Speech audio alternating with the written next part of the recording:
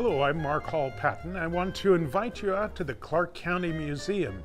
Now, one of the things we do at the museum is we constantly change our exhibits. There's always something new to see, and what you see behind me is our newest exhibit called Bringing It Home.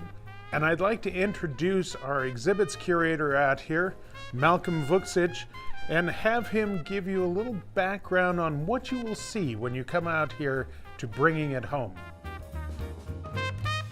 We're starting our exhibit with the Rancho Vegas, which burned down in 1960, but even at that time there was a lot of heavily branded materials that were being given away as souvenirs to the visitors, things they took home, including the dusting.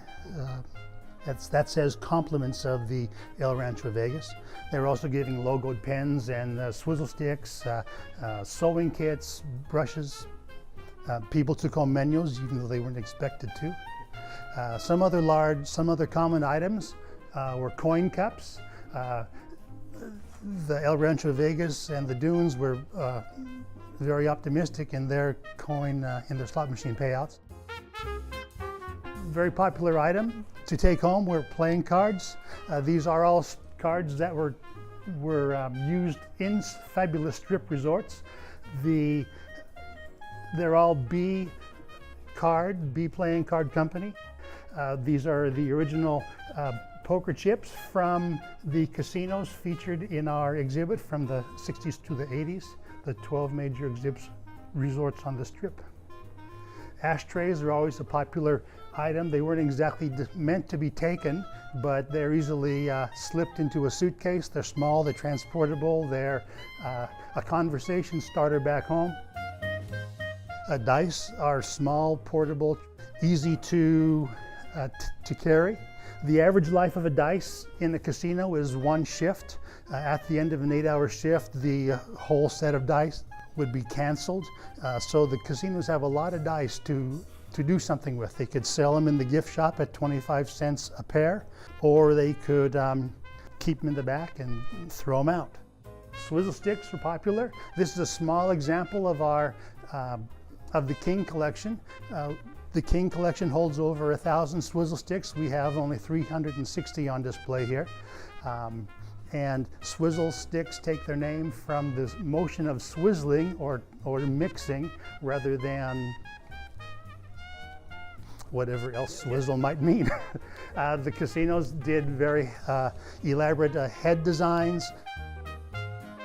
People loved collecting matchbooks. Again, they identify very closely with a specific property. We've arranged this group of matchbooks alphabetically. Items not necessarily designed for the visitor to take home were barware and glassware and plates, but the properties did put their logos on them. Again, as a conversation started back home, it reminds the visitor where they were staying, reminds them of their visit, and it's a good way to brag a little bit to your friends that you were in Las Vegas. People love looking at our menus. A few of the menus from the 60s through the 80s. The Scoper Room exhibit, if you wanted to spend $8.50, you could have a filet mignon, and you could finish up with a 50-cent piece of cheesecake for dessert.